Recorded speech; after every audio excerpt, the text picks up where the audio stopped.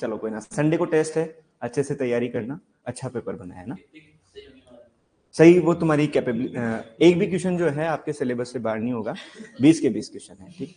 चलो चलिए स्टार्ट करते हैं आज की क्लास। मैं एक और बात आप लोगों को बोलना चाहूंगा, आप पर्टिकुलर सब्जेक्ट पर ही डिपेंडेंसी मत रखना। जो राजस्थान प्रीपीजी है या डबल ए है, एक या दो सब्जेक्ट पढ़ने से अपना सिलेक्शन नहीं होगा। आपको इंटीग्रेटेड अप्रोच को लेते हुए जो है तैयारी करनी है। जितनी इंपॉर्टेंस आप हॉर्टिकल्चर को दे रहे हो, सोइल साइंस को दे रहे हो, उतनी इंपॉर्टेंस आपको इकोनॉमिक्स और एक्सटेंशन को देनी होगी। कुछ सब्जेक्ट हो सकते हैं जैसे इंजीनियरिंग है, समझ में नहीं आ रहा यार क्या पढ़ेंगे क्या नहीं, तो दो तीन जो फॉर्मूलाज है, ब्रेक हॉर्स पावर हो गया, शाफ्ट हॉर्स पावर हो गया, क्या क्या होते हैं, मतलब उनके कुछ फैक्ट्स पढ़ सकते हो आप। लेकिन आपको इंटीग्रेटेड अप्रोच फॉलो करना होगा, सारी सब्जेक्ट को इक्वल इंपॉर्टेंस देना होगा। एग्रोनॉमी पढ़ रहे हो तो एग्रोनॉमी के साथ एक सोशल साइंस का सब्जेक्ट पकड़ लो, एक एक्सटेंशन पढ़ते रहो। सोइल साइंस पढ़ रहे हो तो एक स्टेटिस्टिक्स पढ़ लो, ठीक है। मतलब साथ में अप्रोच लेते हुए चलना पड़ेगा। कम से कम 2 या 3 सब्जेक्ट अगर पढ़ोगे तो आप बोर भी नहीं होगे। ऐसा नहीं है कि एक ही सब्जेक्ट को 4-5 दिन रगड़ लिया फिर दूसरी चीज को। जहां तक मैं समझ पाता हूँ, और सबकी कैपेसिटी अलग अलग है, सबको पढ़ना अच्छा लगता है। जैसे कि वो भाटी है, उसको सोने के बाद अच्छा लगता है, उठने के पहले अच्छा लगता है, तो सबका अपना अपना है। स्टेटिस्टिक्स पढ़ा देंगे, ठीक है। चलिए हम बात करेंगे सोइल मॉइस्चर कैरेक्टरिस्टिक्स कर्व के बारे में। कुछ पॉइंट्स जो हैं, लगभग आपका जो सिलेबस था इरिगेशन वाटर मैनेजमेंट का, वो लगभग कवर हो चुका है। कुछ पोर्शन है जिनकी हम बात कर लेते हैं, जहां से एग्जाम में क्वेश्चन पूछे गए हैं। आपने नाम सुना होगा सोइल मॉइस्चर कैरेक्टरिस्टिक्स का।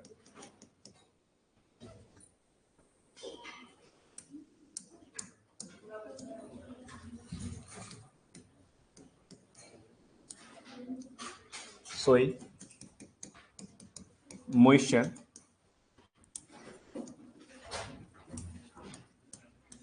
कैरेक्टरिस्टिक्स कर। अगर आपने पीजी की तैयारी सही से की है और जब आप कॉलेज में जाओगे तो आपको यूं लगेगा कि यार अपने तो सब कुछ आता है। लगभग अभी जो आज भी पेपर था,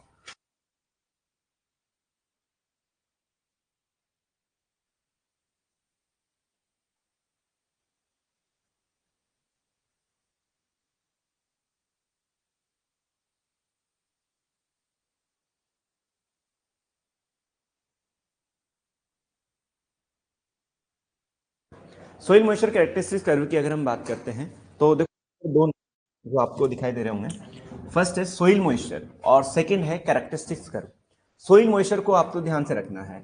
मैंने आपको बताया था कि किसी भी सोइल सिस्टम की जब हम बात करते हैं तो सोइल और वाटर के बीच में जो अट्रैक्शन फोर्स लगता है उसको हम क्या बोलते हैं, अडेजन कहा जाता है। डिसिमिलर पार्टिकल्स के बीच में होगा अडेजन, ठीक है। सिमिलर पार्टिकल्स के बीच में तो क्या होता है, कोहेजन होता है, ठीक है। एक तो हो गया अडेजन और एक हो गया आपका कोहेजन। एक चीज और मैंने बताई थी कि सोइल, मान लीजिए जब वाटर की डेफिशिएंट कंडीशन आती है सोइल के अंदर, तो वाटर को हेल्ड करके रखती है, और जिस फोर्स से रखती है उसको हम क्या बोलते हैं, टेंशन कहा जाता है। क्या कहा जाता है, टेंशन कहा जाता है। That is clear.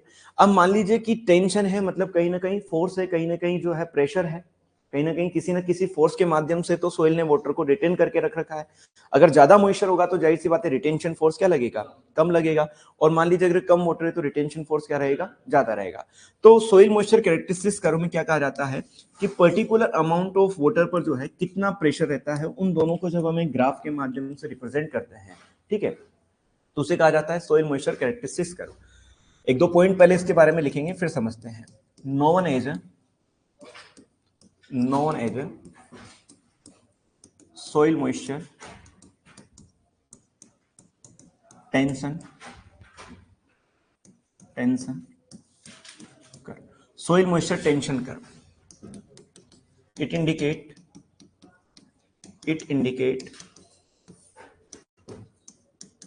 relationship between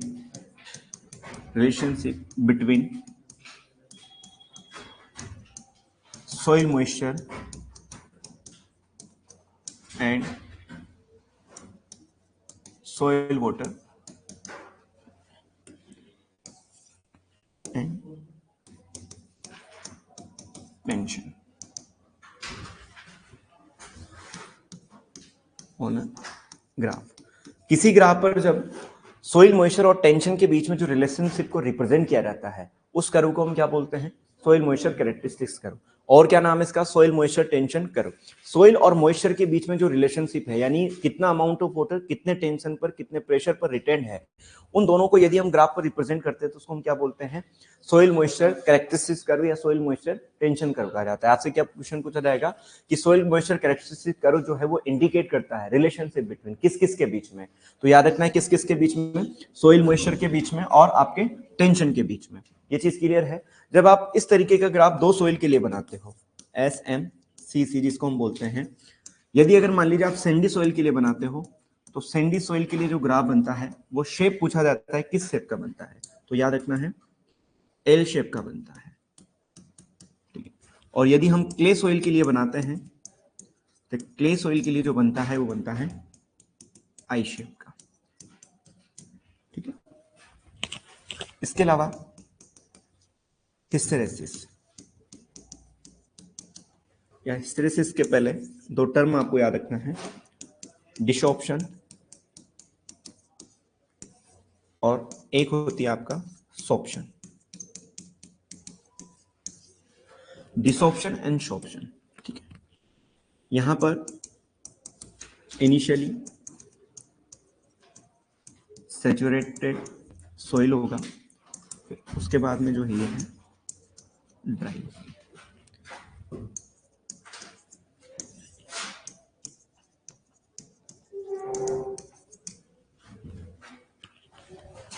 एक बार आप इसको लिखिए फिर आप समझते हैं।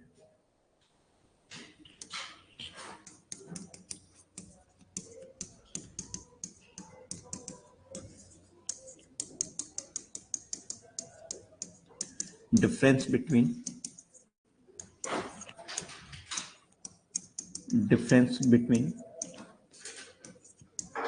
desorption and sorption।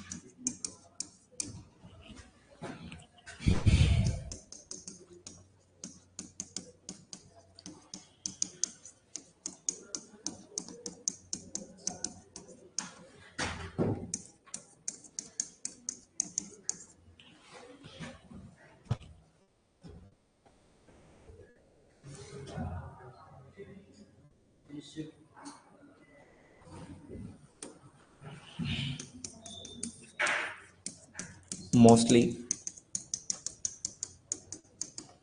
affected by soil texture।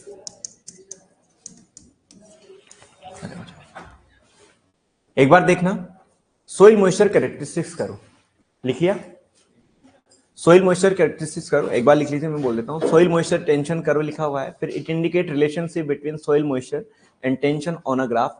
एसएमसीसी sandy soil के लिए एल शेप का होता है, क्ले सोइल के लिए आई शेप का होता है। डिसॉर्प्शन इनिशियली सैचुरेटेड सोइल होगी, बाद में वो ड्राई हो जाएगी। सॉर्प्शन में ड्राई रहेगी और बाद में सैचुरेट हो जाएगी। हिस्टेरेसिस के अंदर difference between the desorption and sorption, moisture जो है डिसॉर्प्शन पर ज्यादा रहेगा कंपेयर टू सॉर्प्शन, और mostly affected by soil texture. एक बार आप इसको लिखिए फिर समझते हैं ये है क्या।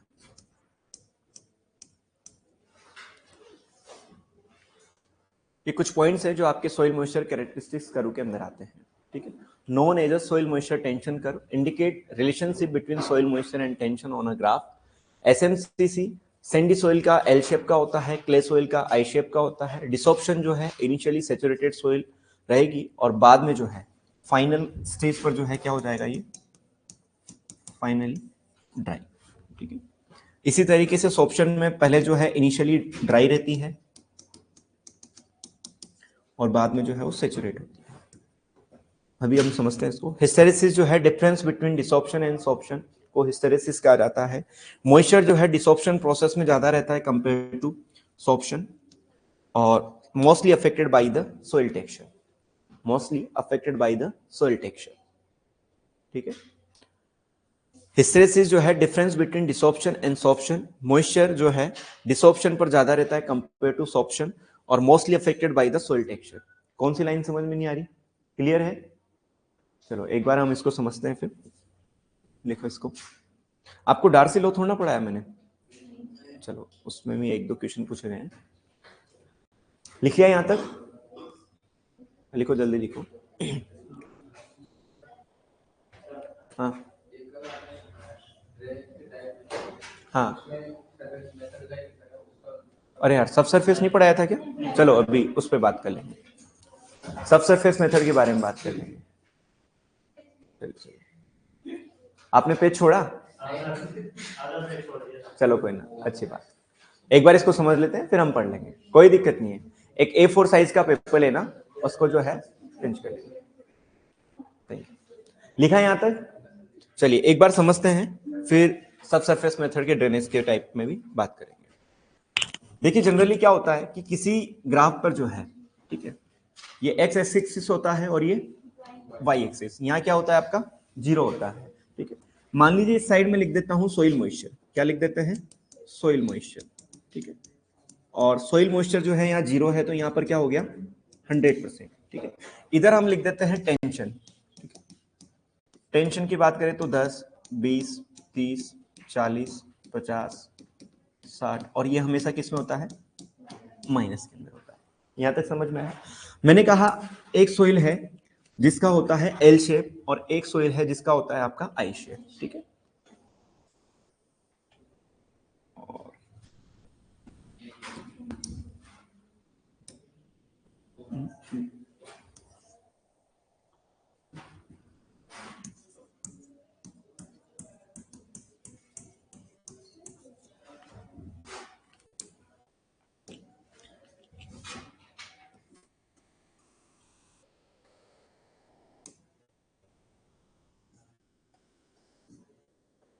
देखिए यहां पर एक सोइल है जिसका एल शेप है और एक सोइल है जिसका आई शेप है।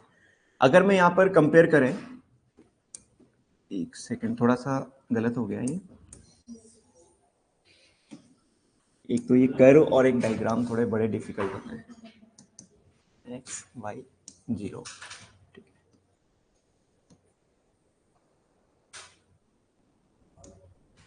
आप ऐसे समझ लीजिए ग्राफ थोड़ा कॉम्प्लेक्स है, ये एल शेप, ये आई शेप।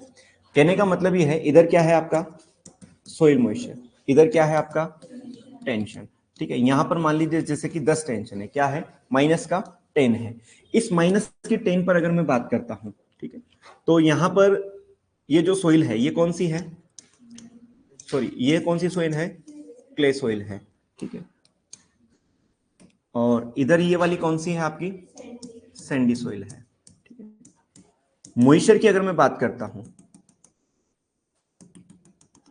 थोड़ा उल्टा बना दिया, कहने का मतलब ये है,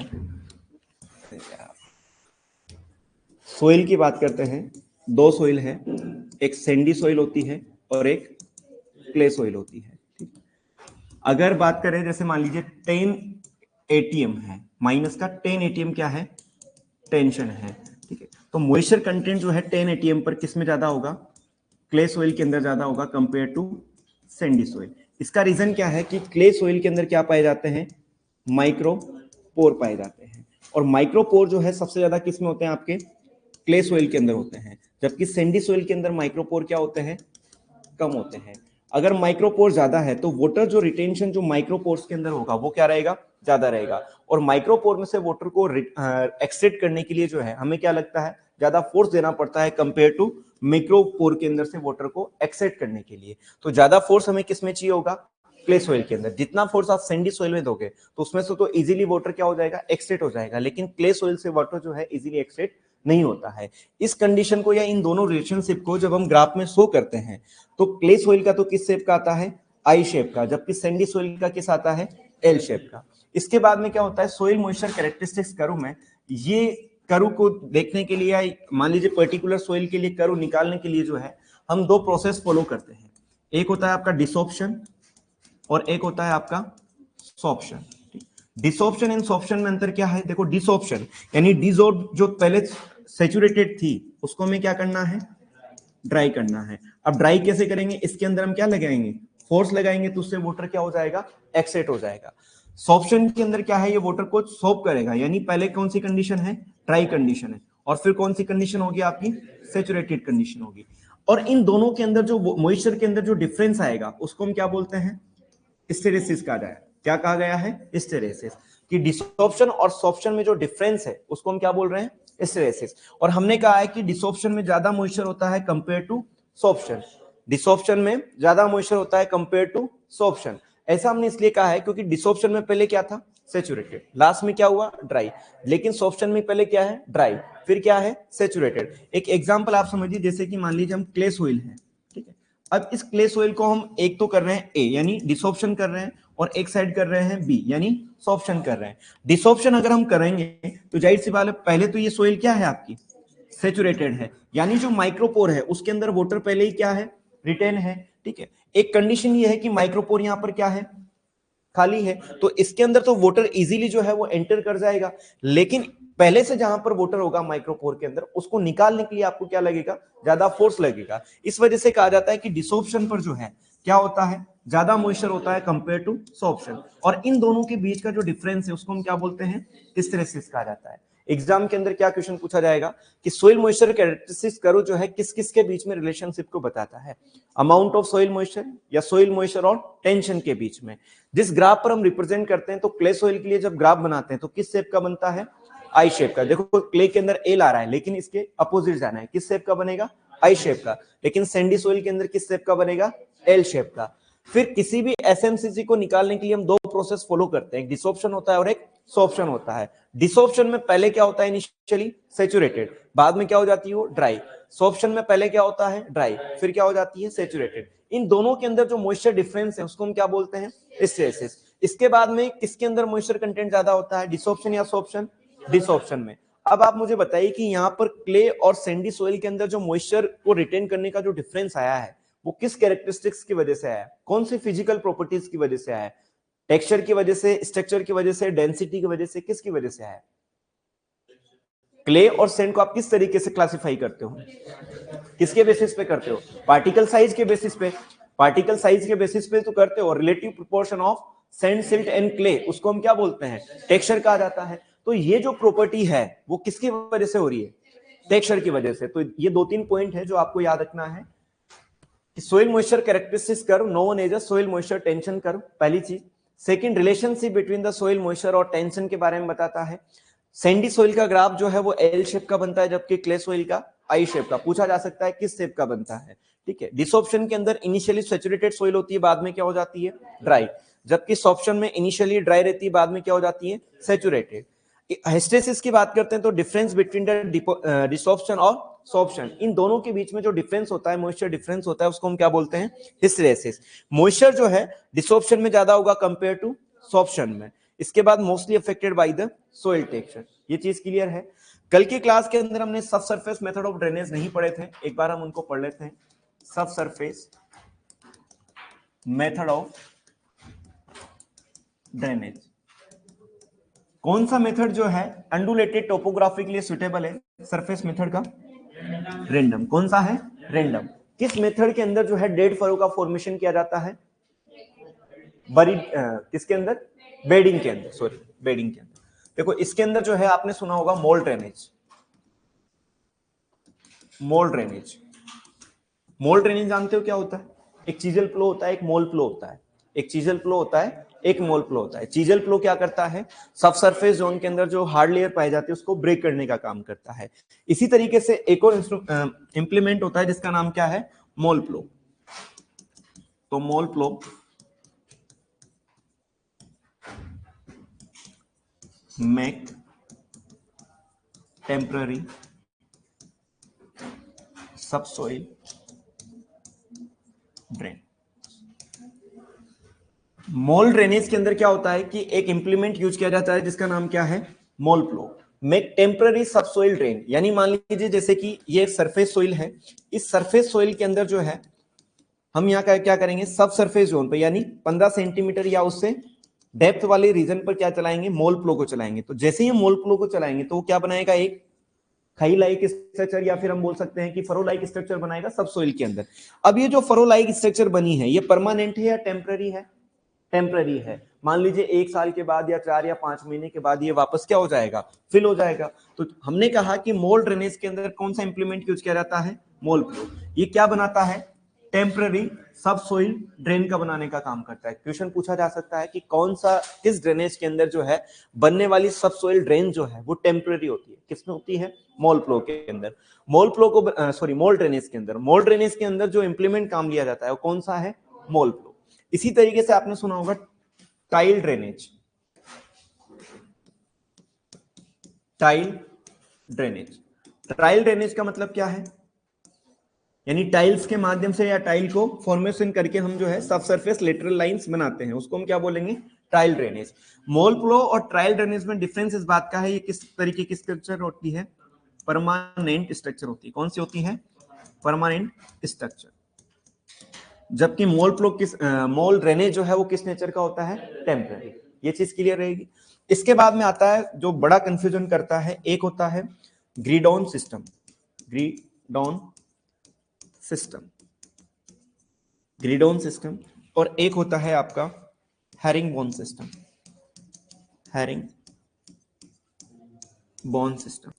ये दोनों सिस्टम जो है बड़ा कंफ्यूजन करते हैं। आपने नाम सुना है ओजी? मतलब बोलते हैं अधिकतर ओजी, सुनते हो? ओजी के अंदर मतलब कहने का मतलब, जी का मतलब क्या है आपका? ग्रिडॉन है। क्या है? ग्रिडॉन। ओ का मतलब है केवल one side, one side lateral lines, ठीक है। जबकि हेरिंगबोन में बोथ साइड लेटरल लाइन। एक एग्जांपल के माध्यम से समझेंगे कि यदि मान लीजिए हमारा फील्ड है, इस फील्ड के अंदर बीच में मान लीजिए हमने एक मेन लेटरल लाइन बनाई, मेन लेटरल लाइन, तो इसके केवल वन साइड में जो है, एक ही साइड के अंदर जो है वन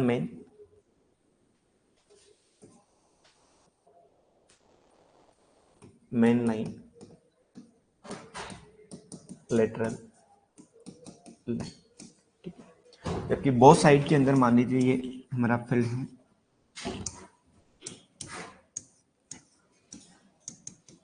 मेन लाइन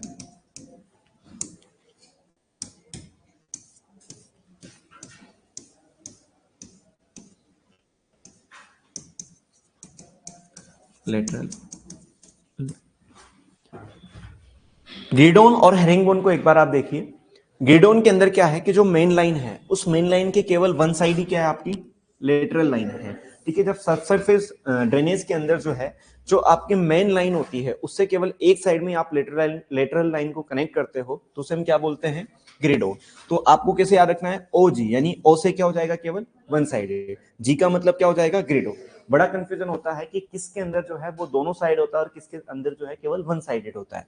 तो ग्रिडॉन सिस्टम में जो लेटरल लाइन प्रेजेंट होती है वो केवल वन साइडेड होती है। जबकि हेरिंगबोन में आपने देखा होगा बोन लाइक स्ट्रक्चर, यानी किसी भी अगर जानवर को देखा होगा तो सिर के दोनों तरफ क्या होते हैं? सींग होते हैं। कभी कभी ऐसा होता है कि सींग थोड़ा सा कटा हुआ होता है, वो अलग बात है। बहुत साइड लेटरल लाइंस होती है, ठीक है। तो ये चीज भी आपको याद रखना है। कंफ्यूजन जो अधिकतर होता है सबसरफेस के अंदर वो ग्रिडॉन और हेरिंगबोन सिस्टम के अंदर होता है कि किसके अंदर जो है लेटरल लाइन वन साइडेड होती है और किसके अंदर जो है लेटरल लाइन दोनों साइडेड होती है। मोल ड्रेन जो है वो आपका टेम्पररी नेचर का है, टाइल ड्रेन जो है वो आपका परमानेंट स्ट्रक्चर है। ग्रिडॉन सिस्टम के अंदर जो मेन लाइन होती है उसके केवल एक ही साइड में, वन साइड में क्या बनती है? लेटरल लाइंस बनती है। जबकि हेरिंगबोन सिस्टम के अंदर बोथ साइड क्या होती है? आपकी लेटरल लाइंस होती है। ये चीज क्लियर है? इसके अंदर ड्रेनेज ये होगा कि मान लीजिए आपने सबसरफेस जोन में जो है क्या बना दिया है? एक बड़ी, या फिर हम बोल सकते हैं कि मेन लाइन बना दिया है जिससे पूरा फील्ड का जो है वो वाटर आके ड्रेनेड आउट होगा। हम क्या करेंगे कि फील्ड के अंदर जो है इस तरीके से, यहां पर मान लीजिए जनरली कहा जाए टाइल ड्रेनेज और मॉल ड्रेनेज। ये चीज समझ में है? किसी इंप्लीमेंट्स के माध्यम से नीचे जब सबसरफेस जोन के अंदर हम फरो लाइक स्ट्रक्चर बनाते हैं तो उसको हम क्या बोलते हैं? Mall drainage. टाइल ड्रेनेज के अंदर टाइल का फॉर्मेशन या गली लाइक स्ट्रक्चर बना दें।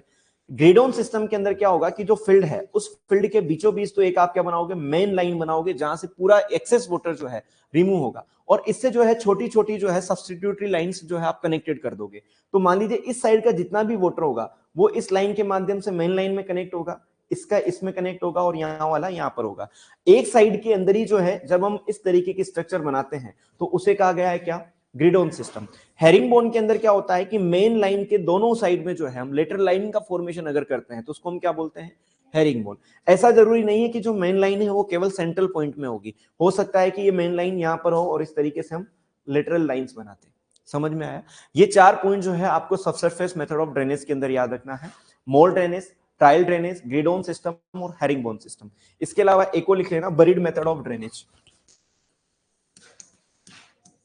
बरीड मेथड, बरीड मेथड के अंदर क्या है, जैसे आपने सुना होगा बरीड का मतलब होता है हिंदी में दफनाना। क्या बोला जाता है, दफनाना। बरीड का मतलब हो गया कि किसी भी स्ट्रक्चर को, जैसे पाइप वगैरह हो गए, उनको हम यदि सब सरफेस जोन के अंदर रख देंगे तो, और उनके ऊपर मान लीजिए इस तरीके से कोई पाइप है और इसके ऊपर हमने क्या बना दिया, ऊपर की साइड में डॉट डॉट लाइक स्ट्रक्चर कर दिया, होल कर दिए, तो जो भी एक्सेस वाटर होगा वो किस में आ जाएगा, इस पाइप के अंदर आ जाएगा और पाइप के माध्यम से हम इसको ड्रेनेड आउट कर देंगे। तो इस प्रकार के मेथड को हम क्या बोलते हैं, बरीड मेथड। बेडिंग मेथड जो है सरफेस का पार्ट है, जबकि बरीड मेथड जो है सब सरफेस का पार्ट है। ये कंफ्यूजन नहीं होना चाहिए, बेडिंग किसका है, सरफेस का, जबकि बरीड किसका है, सब सरफेस का। ये 5 नाम आपको याद रखना है, mole drainage, tile drainage, grid on system, herringbone system, buried method. अधिकतर कंफ्यूजन जो है आपको ग्रिड ऑन और हेरिंगबोन में हो सकता है। ग्रिड ऑन के अंदर केवल वन साइडेड बनेगी, जबकि हेरिंगबोन में दोनों साइडेड बनेगी। मोल के अंदर जो प्लो या इंप्लीमेंट यूज किया जाता है वो मोल प्लो होता है, ठीक है, और टाइल ड्रेनेज के अंदर परमानेंट स्ट्रक्चर्स होती है, ठीक है। ये 5 पॉइंट जो है वो आपको याद रखना है, एक बार लिख लीजिए इनको, फिर हम डार्सी लॉ बात करते हैं। टाइल ड्रेनेज का मतलब यह है कि मान लीजिए सबसरफेस जोन के अंदर जब हम गली नाली लाइक स्ट्रक्चर बना देते हैं, नाली बना देते हैं या फिर टाइल का फॉर्मेशन कर देते हैं, तो उसको हम बोलते हैं टाइल ड्रेनेज। दिखाइए। हाँ, इंडिया के अंदर जो है मोल ड्रेनेज जनरली लगाया जाता है, मोल ड्रेनेज। ये हेरिंगबोन और ग्रिड ऑन सिस्टम हमारे यहाँ पर फॉलो नहीं किए जाते हैं, या फिर हो सकता है बरीड मेथड जो है हम फॉलो करते हैं। मान लीजिए कोई परफोरेटेड पाइप्स होते हैं जिनके अंदर छेद होते हैं, उनको हम सबसरफेस जोन के अंदर डाल देते हैं। तो क्या होगा कि मान लीजिए जैसे कि यहाँ पर सोइल है और पाइप हमने यहाँ पर लगा दिया, और इस पाइप के अंदर जो है हमने hole like structure upper surface पे कर दिया, तो एक्सेस वाटर जो होगा इन होल के माध्यम से इस पाइप के अंदर आएगा और फिर से ड्रेनेड आउट हम कर देंगे, ठीक है। तो इसे कहा जाता है बरीड मेथड। बेडिंग सिस्टम जो है सरफेस का पार्ट है, बरीड जो है आपके सब सरफेस का है। ग्रिड ऑन के अंदर केवल वन साइडेड लेटरल लाइन होती है, जबकि हेरिंगबोन में दोनों साइडेड होती है। मोल जो है आपकी टेम्परेरी स्ट्रक्चर है, टाइल जो है आपकी परमानेंट स्ट्रक्चर है। यहां तक क्लियर है? इसके बाद में हाँ बरीड में, ठीक है। इसके बाद में नेक्स्ट आता है आपका डार्सी लॉ। डार्सी लॉ किसी ने नाम सुना है? क्या होता है डार्सी लॉ? क्या? Flow of water is directly proportional to cross sectional area hydraulic head difference. चलिए अच्छी बात है, जेआरएफ की तैयारी कर रहे हो आप, है ना? थोड़ी थोड़ी, चलो कोई नहीं। चलिए, डार्सी लॉ को समझने से पहले एक आपने नाम सुना होगा, हाइड्रोलिक कंडक्टिविटी। सुना है हाइड्रोलिक कंडक्टिविटी? क्या होता है हाइड्रोलिक कंडक्टिविटी? नाम तो सब सुन रखे हैं तुमने। हाइड्रोलिक कंडक्टिविटी, देखो जब भी कभी आपको ऐसा दिखाई दे, थर्मल कंडक्टिविटी नाम सुना है? थर्मल कंडक्टिविटी का मतलब क्या होता है?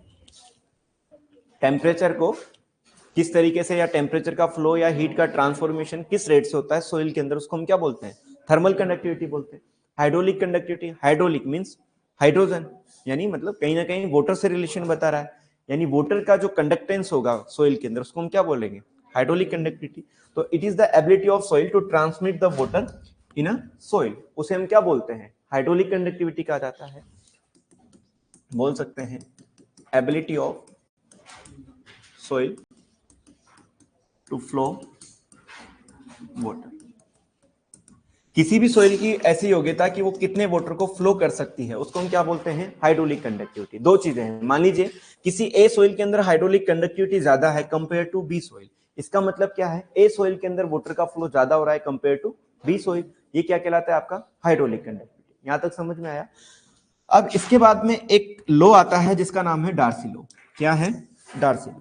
डार्सी जी ने ये बताया कि किस तरीके से सोइल के अंदर जो वाटर का फ्लो होता है, यानी उसकी जो रेट होती है वो अलग अलग सोइल टेक्सचर के अंदर अलग अलग होती है, उसके बारे में बताया था डार्सी लॉ के अंदर।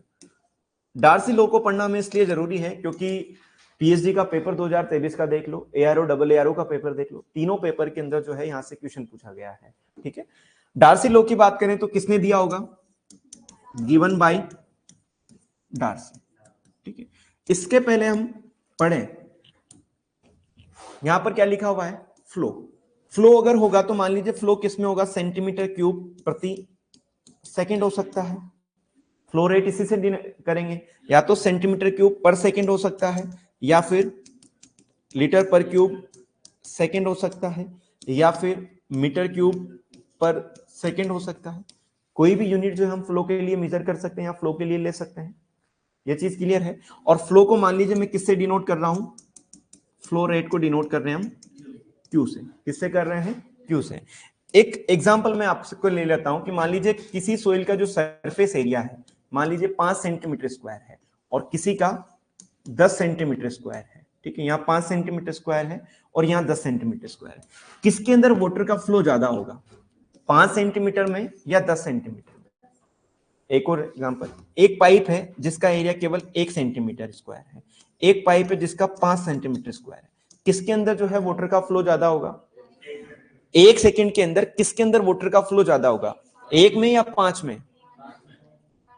भाई फ्लो रेट का मतलब क्या है, 1 सेकंड में कितना लीटर वाटर फ्लो करेगा। 1 सेकंड में जो है 1 सेंटीमीटर स्क्वायर एरिया में करेगा या 5 सेंटीमीटर स्क्वायर में करेगा। एक छोटा पाइप है, एक बड़ा पाइप है, दोनों में से किसके अंदर से पानी ज्यादा आएगा 1 सेकंड में, बड़े पाइप में से आएगा। अरे यार, एक छोटी नलची हो गई, उसमें 1 सेकंड के अंदर कितना पानी आएगा, और एक बड़ा पाइप हो गया उसमें से ज्यादा पानी आएगा 1 सेकंड के अंदर। तो फ्लो रेट किसकी ज्यादा हुई, जिसका एरिया ज्यादा है उसकी हुई ना। जिसका एरिया ज्यादा हुआ उसकी फ्लो रेट क्या होती है, ज्यादा होती है।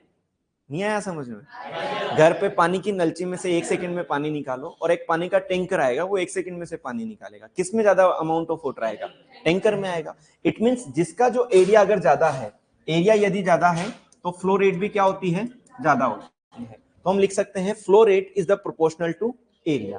किसके प्रोपोर्शनल है, एरिया के। चलो एक और गेम खेलते हैं। मान लो कि एक पाइप की जो लेंथ है वो कितनी है, 10 सेंटीमीटर है, एक पाइप की लेंथ है वो है 20 सेंटीमीटर। किसके अंदर फ्लो रेट ज्यादा होगी, 1 सेकंड के अंदर किसमें से ज्यादा पानी निकलेगा, 10 सेंटीमीटर या 20 सेंटीमीटर से। प्रतीक्षा जी किसमें से निकलेगा, पता नहीं है यार, 10 सेंटीमीटर में से या 20 सेंटीमीटर में से। अरे एक पाइप है जिसकी लेंथ कितनी है 10 सेंटीमीटर, एक पाइप है जिसकी कितनी है 20 सेंटीमीटर। किसके अंदर फ्लो रेट ज्यादा होगी, फ्लो रेट का मतलब होता है कि 1 सेकंड में कितना लीटर वाटर पास हो रहा है या कितना फ्लो हो रहा है, उसे हम बोलते हैं फ्लो रेट। 10 में या 20 में, 10 सेंटीमीटर में। यानी हम बोल सकते हैं कि flow rate is the inversely proportional to length. जिसकी लेंथ ज्यादा उसकी फ्लो रेट कम, जिसकी फ्लो रेट ज्यादा उसकी लेंथ क्या होगी, कम। तो इन दोनों में से फ्लो रेट किसकी ज्यादा होगी, ए की या बी की, मतलब 10 की ज्यादा होगी। यहां तक समझ में आया, चलो ठीक है। एक और खेल लेते हैं ना लास्ट। हाँ एक बार और बताएं, चलो एक और सेकंड वाला। मान लो ये आपका घर है, ठीक है, इस घर से आपने 2 पाइप जोड़ दिए, एक छोटा पाइप लगा दिया, एक बड़ा पाइप लगा दिया। ठीक है, आपने यहां से जो है 1 सेकंड के अंदर यहां पर 5 लीटर पानी दिया दोनों के अंदर। तो किस पाइप के अंदर से पानी जल्दी निकल जाएगा, छोटे वाले में से या बड़े वाले में से, छोटे वाले में से। जिसकी लेंथ कम है उसकी फ्लो रेट क्या होगी, ज्यादा। अब आया समझ में, चलो ठीक है, कोई दिक्कत नहीं। चलिए एक होता है हाइड्रोलिक हेड, हाइड्रोलिक हेड। ठीक है, 2 कंडीशन है, 10 सेंटीमीटर इधर 8 सेंटीमीटर, 10 सेंटीमीटर इधर 2 सेंटीमीटर। यहां पर ये जो 10 सेंटीमीटर और 2 सेंटीमीटर आपको दिखाई दे रहा है, ये क्या है, यहां पर मान लीजिए सोइल के अंदर वाटर भरा हुआ है, ठीक है, और इसके पास में जो है वो कितना है 8 सेंटीमीटर। यहां तक कितना भरा हुआ है 10 सेंटीमीटर, इधर कितना है 8 सेंटीमीटर। ये हो गया ए पॉइंट, ये हो गया बी पॉइंट, कंडीशन हो गई ए स्टार। ठीक है, इधर हो गया ए पॉइंट और इधर हो गया बी पॉइंट, कंडीशन हो गई 20 तक। समझने की कोशिश करना कि किसके अंदर जो है वाटर का फ्लो ज्यादा होगा, इसके अंदर या फिर इसके अंदर। समझ नहीं आया? चलो वापस बताता हूं। मान लो जैसे कि आप छत पे खड़े हुए हो। कहां पे खड़े हो? एक मंजिला पर खड़े हो। एक मंजिल से आपने बाल्टी ली, 5 लीटर पानी था, ठीक है, और उसको जमीन पर मान लीजिए यहां से यहां के बीच की जो दूरी है वो 10 फीट है। कितनी है? 10 फीट है। और एक जो है आप डबल मंजिल पर, एक सिंगल हो गया और एक सेकंड मंजिल पे खड़े हो, और यहाँ के बीच की दूरी जो है 20 फीट है। 5 लीटर पानी आप यहां से भी डाल रहे हो और 5 लीटर पानी यहां से भी डाल रहे हो। किसकी इंटेंसिटी ज्यादा होगी? फर्स्ट वाले की या सेकंड वाले की? किसकी ज्यादा होगी? किसकी होगी? देखो इंटेंसिटी जो है ना, इंटेंसिटी जितनी ज्यादा हाइट पे जाते जाओगे उसकी इंटेंसिटी उतनी ही बढ़ती जाती है। तो इंटेंसिटी किसकी ज्यादा होगी? सेकंड वाले। यहां तक समझ में आया? इसी तरीके से हमारे सोइल सिस्टम में क्या होता है कि 2 कॉलम है।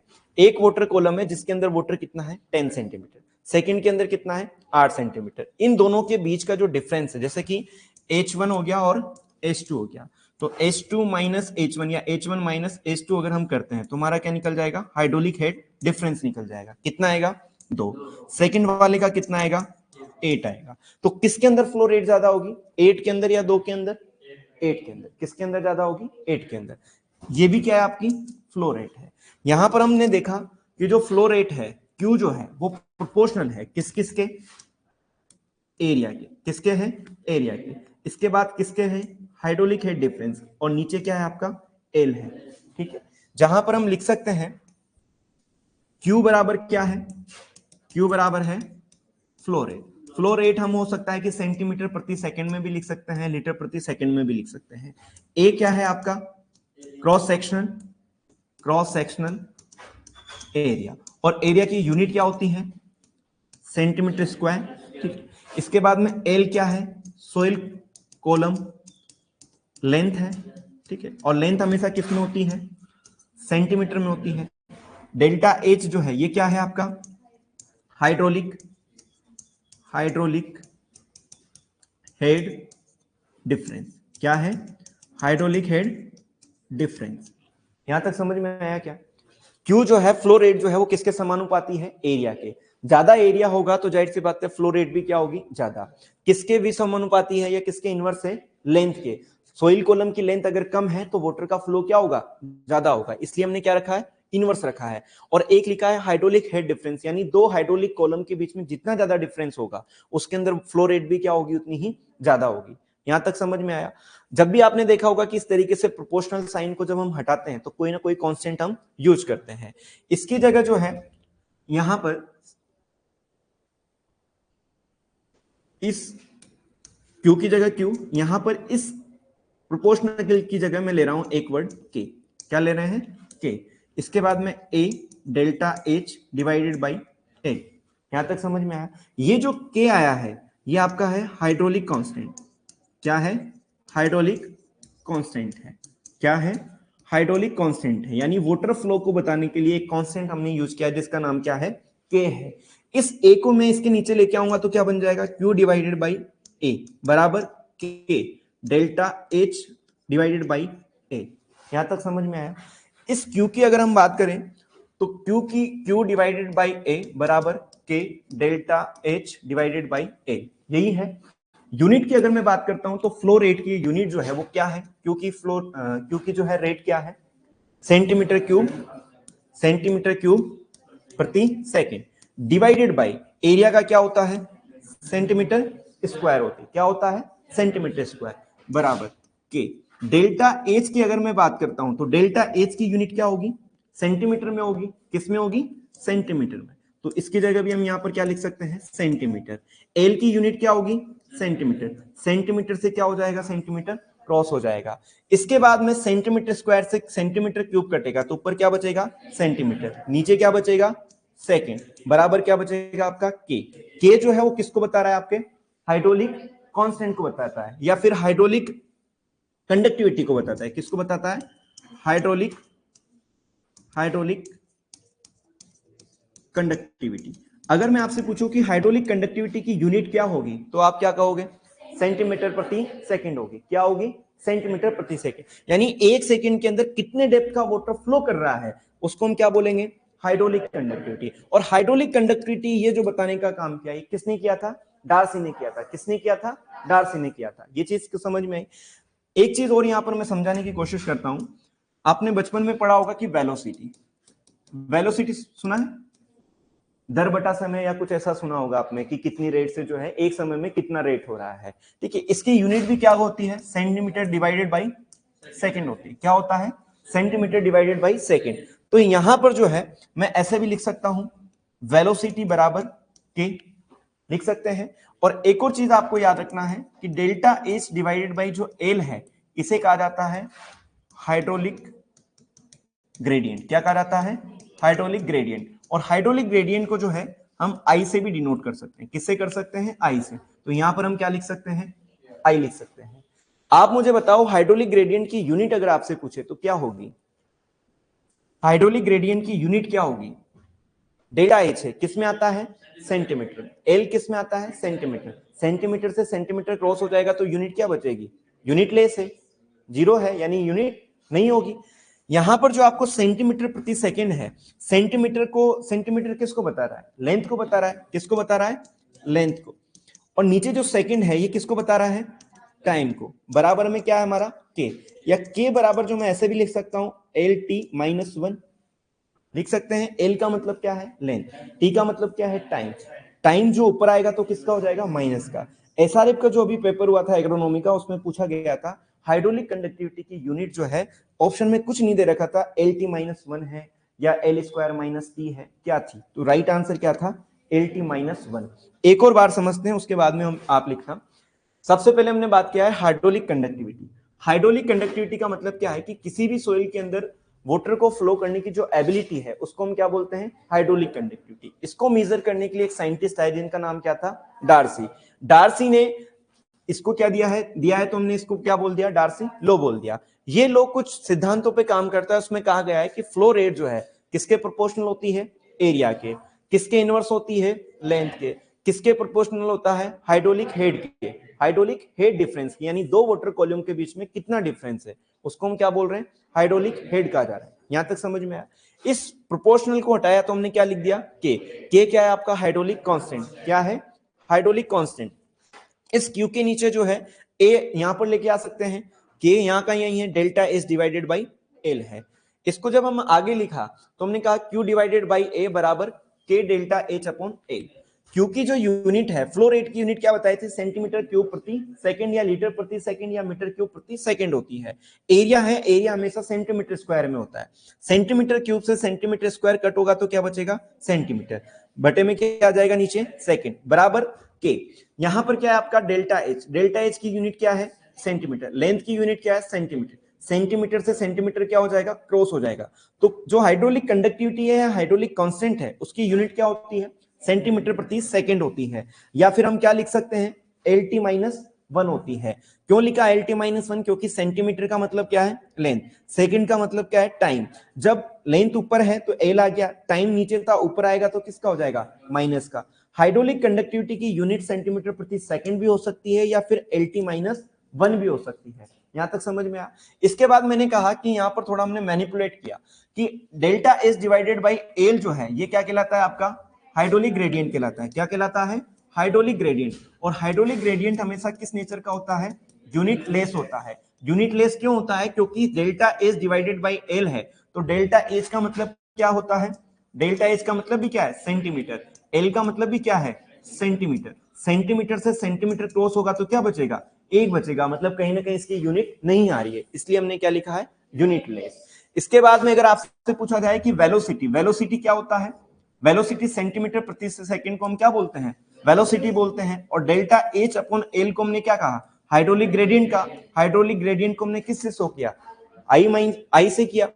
तो यहां पर जो है ये हमारे लिए क्या हो गया था, यहां पर क्या है हमारे लिए, सेंटीमीटर प्रति सेकंड। इसकी जगह मैंने क्या लिख दिया, वी लिख दिया। के का के हमने मेंशन कर दिया। सेंटीमीटर अपॉन सेंटीमीटर किसको बताता है, हाइड्रोलिक ग्रेडियंट को। किससे डिनोट कर रहे हैं, आई से। तो हमारे सामने क्या जाएगा, वी बराबर के आई। यानी डार्सी लो ये भी सही है आपका, ये वाला भी सही है, और आपका ये वाला भी सही है, ये वाला भी सही है। ये सारी चीजें मैंने इसलिए बताई है क्योंकि एग्जाम के अंदर आपको किस तरीके से क्वेश्चन पूछा गया है। जब भी आपको डार्सी लॉ से रिलेटेड क्वेश्चन पूछा जाए, आपको कहीं जाना है, इस वाले फॉर्मूले पर ध्यान देना है कि हाइड्रोलिक फ्लो रेट जो है वो किसके प्रोपोर्शनल होती है और किसके इनवर्स होती है। यदि अगर आपको ये चीज पता है तो आप इजीली इसको कैलकुलेट कर सकते हो। समझ में आया? सबसे इंपॉर्टेंट चीज अब पूछी जाती है कि जो डार्सी लॉ है वो कौन कौन सी सोइल के लिए रेस्पॉन्सिबल है। याद रखना ये दोनों सोइल के लिए, चाहे वो सेचुरेटेड कंडीशन हो या चाहे अनसेचुरेटेड कंडीशन हो। ये क्वेश्चन है ARO 2022 का कि डार्सी लॉ जो है वो कौन कौन सी कंडीशन के लिए अप्लाई होता है, सेचुरेटेड या अनसेचुरेटेड, दोनों कंडीशन के लिए डार्सी लॉ अप्लाई किया जाता है। ये चीज क्लियर है? समझ में आया क्या यहां तक? पीछे एक बार लिखो, एक और बार हम समझा देंगे इसको। लिख लिया था ये? Hydraulic conductivity, ability of soil to flow water, metre cube प्रति second, centimetre cube per second या लीटर प्रति सेकंड में क्या हो सकता है, आपका फ्लो रेट हो सकता है। डार्सी लॉ जो है वो कौन कौन सी सॉइल के लिए अप्लाई है, सेचुरेटेड कंडीशन और अनसेचुरेटेड कंडीशन दोनों के लिए क्या होता है, अप्लाई होता है। Q बराबर क्या होता है, Q is the proportional, proportional किसके हैं, A यानी एरिया के। जितना ज्यादा एरिया उसके अंदर फ्लो रेट भी उतनी ही क्या होती है, ज्यादा होती है। लेंथ के क्या होता है, इनवर्स होता है। डेल्टा एच का मतलब है दो हाइड्रोलिक हेड के बीच में कितना डिफरेंस है, जिनके बीच में ज्यादा डिफरेंस वहां पर फ्लो रेट क्या होती है, ज्यादा होती है। एक बार लिखो आप इसको।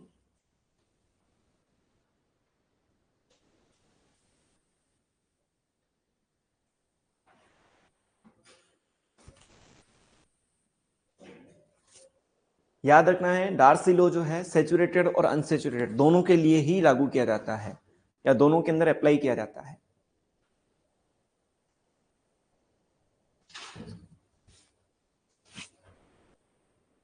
Q बराबर A delta H upon L। Q का मतलब है फ्लो रेट, सेंटीमीटर क्यूब प्रति सेकंड है, गलती से सेंटीमीटर प्रति सेकंड हो गया था, सेंटीमीटर क्यूब प्रति second, centimetre cube per second या लीटर प्रति सेकंड हम इसको बोल सकते हैं, क्योंकि 1 मीटर क्यूब बराबर कितना होता है, 1000 लीटर वाटर होता है, तो हम लीटर में भी इसको मेंशन कर सकते हैं। ए का मतलब है क्रॉस सेक्शनल एरिया या सिंपल आप लिख सकते हो एरिया, और एरिया हमेशा किस में आता है, सेंटीमीटर स्क्वायर में या मीटर स्क्वायर में आता है। सोइल कॉलम लेंथ जो है वो किस में होती है, सेंटीमीटर के अंदर। हाइड्रोलिक हेड डिफरेंस जो है ये भी किस में आएगा, सेंटीमीटर में। हाइड्रोलिक हेड डिफरेंस का मतलब है दो वाटर कॉलम के बीच में कितना अंतर है, जिसके अंदर ज्यादा अंतर वहां पर फ्लो रेट उतनी ही क्या होती है, ज्यादा होती है।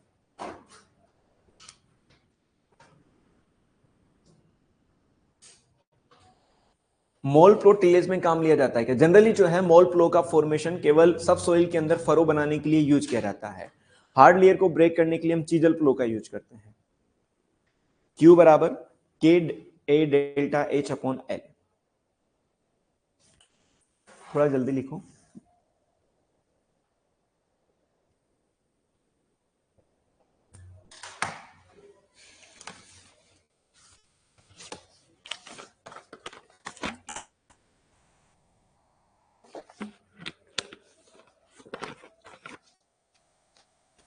आपसे क्वेश्चन पूछा जा सकता है किसी भी सोइल की हाइड्रोलिक कंडक्टिविटी को किस लॉ के द्वारा मेजर किया जाता है, तो डार्सी लॉ।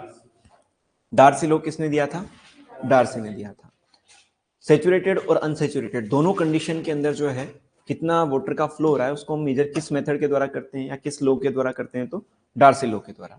एक और होता है पोइसिली लॉ जो केवल सेचुरेटेड कंडीशन के लिए वाटर फ्लो को मेजर करता है, उसको भी हम लिख लेंगे अभी। लिखा यहां तक, लिखो।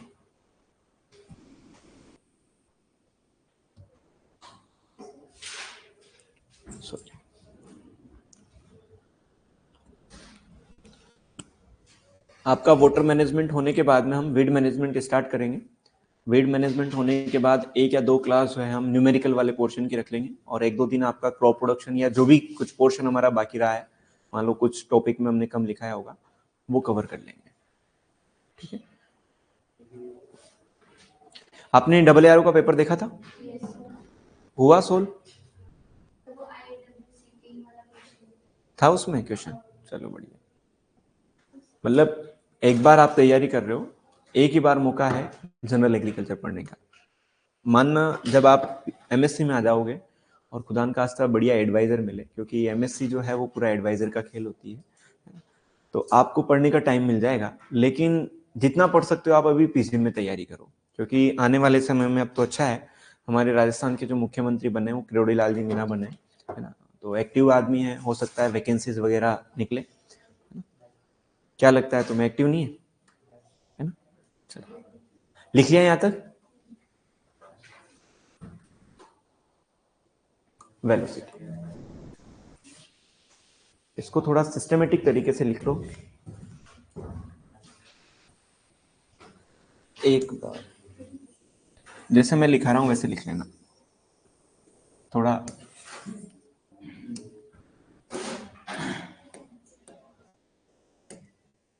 चलिए,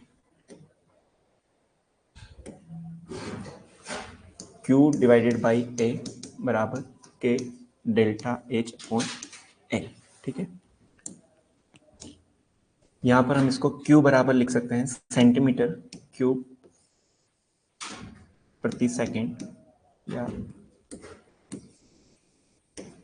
सेंटीमीटर क्यूब प्रति second divided by centimetre square बराबर K, centimetre divided by centimetre, ठीक है। सेंटीमीटर प्रति सेकंड बराबर K, तो K जो है हाइड्रोलिक कंडक्टिविटी, ठीक है, और जो है इसकी लेंथ डिवाइडेड बाई टाइम बराबर के, या फिर के बराबर LT माइनस 1।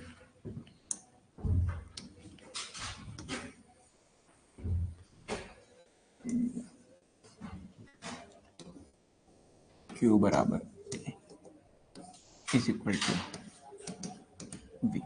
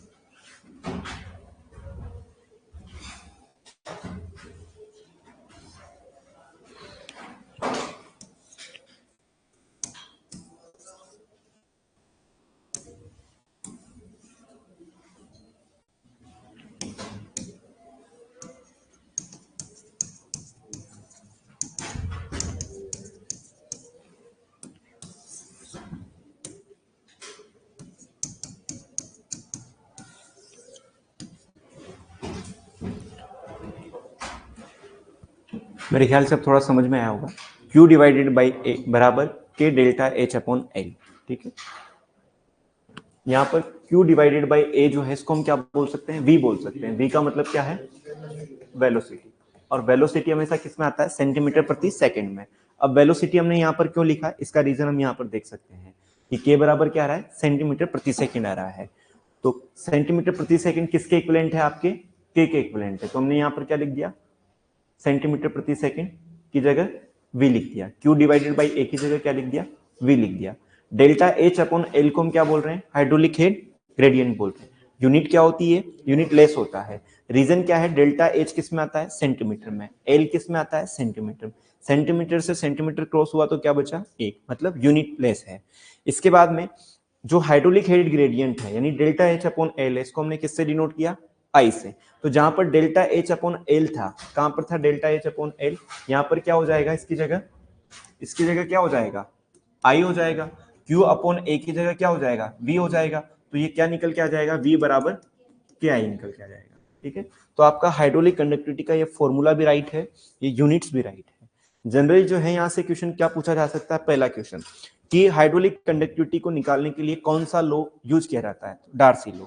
डार्सी लॉ कौन सी कंडीशन के लिए अप्लाई किया जाता है, सैचुरेटेड या अनसैचुरेटेड, दोनों के लिए। डार्सी लॉ के अंदर जो हम बताते हैं कि भाई फ्लो रेट जो है किसके प्रोपोर्शनल होती है, एरिया के प्रोपोर्शनल होती है, हाइड्रोलिक हेड डिफरेंस के प्रोपोर्शनल होती है, और इनवर्स किसके होती है, आपके लेंथ के।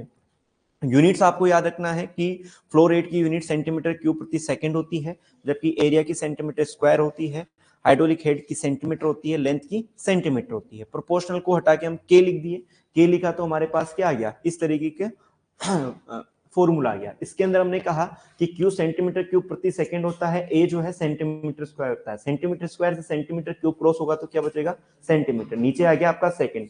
के यानी क्या था, आपका हाइड्रोलिक कंडक्टिविटी था, उसकी यूनिट क्या आ जाएगी, सेंटीमीटर प्रति सेकंड। क्यों आई, क्योंकि हमने डेल्टा एच बराबर क्या होता है, सेंटीमीटर, एल बराबर क्या होता है, सेंटीमीटर, सेंटीमीटर से सेंटीमीटर क्रॉस हो गया तो क्या बचा, 1 बचा। ठीक है, तो इसलिए हाइड्रोलिक कंडक्टिविटी की यूनिट क्या आ गई, सेंटीमीटर प्रति सेकंड, या फिर इसको हम क्या बोल सकते हैं, लेंथ पर टाइम बोल सकते हैं, लेंथ डिवाइडेड बाई टाइम बोल सकते हैं। तो आपसे पूछा जा सकता है हाइड्रोलिक कंडक्टिविटी की यूनिट क्या होती है, सेंटीमीटर प्रति सेकंड भी होती है और लेंथ पर टाइम भी होता है। ये चीज क्लियर है। यहां पर आप देखिए डेल्टा एच अपॉन एल जो है, इसको हम क्या बोल रहे हैं, हाइड्रोलिक हेड ग्रेडियंट कहा जाता है, और ये किस नेचर का होता है, यूनिटलेस होता है। यूनिटलेस क्यों बोल रहा, क्योंकि डेल्टा एच अपॉन एल है। डेल्टा एच का मतलब क्या है, सेंटीमीटर, एल का मतलब क्या है, सेंटीमीटर, सेंटीमीटर से सेंटीमीटर क्रॉस हुआ तो क्या बचा, यूनिट लेस बचा। इस डेल्टा एच अपॉन एल को हमने किस फिगर के माध्यम से डिनोट किया है, आई के माध्यम से, यानी जहां भी डेल्टा एच अपॉन एल है वहां हम क्या लिख सकते हैं, आई लिख सकते हैं। इसके अलावा कहा क्यू डिवाइडेड बाई ए जो है उसकी यूनिट क्या आती है, सेंटीमीटर प्रति सेकंड आती है, जो किसके इक्वल है, आपके वेलोसिटी के। तो वेलोसिटी बराबर के आई भी हम यहाँ पर मेंशन कर सकते हैं। यहां तक समझ में आया आप लोगों को, लिख लिया ये, ठीक है। इसके बाद 2020 प्रीपीसी के अंदर एक क्वेश्चन पूछा गया था, प्रीपीसी 2020 के अंदर एक क्वेश्चन पूछा गया था, classification of water table, classification of water table. Classification of water table के अंदर जो है 2 मीटर से अगर कम हो तो ये होता है अनसेफ, 2 से 3 मीटर हो तो ये होता है मार्जिनल सेफ, मार्जिनल सेफ, और 3 मीटर से अगर ज्यादा हो तो ये होता है सेफ। यहां पर जो ये है डेप्थ ऑफ वाटर टेबल, क्या है, depth of water table from surface. Surface से जो है डेप्थ ऑफ वाटर टेबल अगर 2 मीटर की है, मतलब इसका मतलब क्या है, जैसे मान लीजिए समतल जगह है, इसके 2 मीटर नीचे जाते हैं क्या हो जाएगा, आपका वाटर टेबल आ गया, क्या आ गया, वाटर टेबल। तो वाटर टेबल जब 2 मीटर से नीचे की गहराई पर है तो ये क्या होता है, अनसेफ होता है। क्यों अनसेफ कहा, क्योंकि यहाँ पर वाटर लॉगिंग की कंडीशन क्या रहेगी, ज्यादा रहेगी। 2 से 3 मीटर वाला क्या रहेगा, आपका मार्जिनल सेफ रहेगा। और 3 मीटर से अगर ज्यादा डेप्थ पर है, यानी ये सोइल सरफेस है, इस सोइल सरफेस पर यदि वाटर टेबल 3 मीटर से ज्यादा गहराई पर है तो तब ये क्या होता है, सेफ होता है। क्यों हमने जो है 2 मीटर से कम वाले को अनसेफ कहा, क्योंकि सोरगम हो गया, पल्मनेट हो गया, मेज हो गया, उनकी रूट डेप्थ जो है वो इवन 2 मीटर तक जाती है। अगर मान लीजिए सेलो भी अगर वाटर टेबल होगा तो जाहिर सी बात है वो हमारे लिए क्या होता है, अनसेफ होता है। मॉडरेट क्या होता है हमारे लिए, मार्जिनल होता है। और सेफ जोन किसे बोलते हैं, जब वाटर टेबल की डेप्थ कितने मीटर से ज्यादा हो, 3 मीटर से ज्यादा हो। ये चीज क्लियर है, एक बार आप इनको लिख लीजिए। ये क्वेश्चन जो है इनमें से पूछा गया था शायद लेस देन 2 मीटर का या लेस देन 3 मीटर वाला, ग्रेटर देन 3 मीटर वाला, कि कौन सा सेफ होता है, कौन सा मार्जिनल सेफ है और कौन सा अनसेफ है। इसको हम बोलते हैं shallow water table, shallow shallow water table. इसे कहा जाता है मॉडरेट वाटर टेबल, और इसे कहा जाता है आपका deep water table.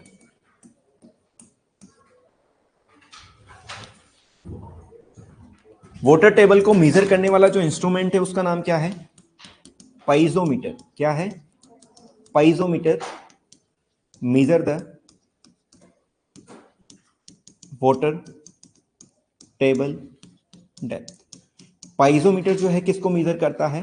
Water table depth को मेजर करता है। मैनोमीटर किसको मेजर करता है? रूट प्रेशर को। किसको करता है? रूट प्रेशर को। लिख लेना अगर नहीं लिखा हो तो। मैनोमीटर जो है रूट प्रेशर।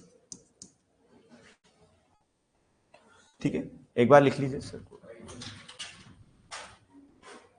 यहां से classification of water table clear है। मान लीजिए किसी सोइल के अंदर 2 मीटर की डेप्थ पर जाते ही अगर वाटर टेबल आ गया, मींस वाटर लॉगिंग कंडीशन होगी, जल भराव की स्थिति होगी, तो वो हमारे लिए क्या है? अनसेफ है। 2 से 3 मीटर वाली क्या है आपकी?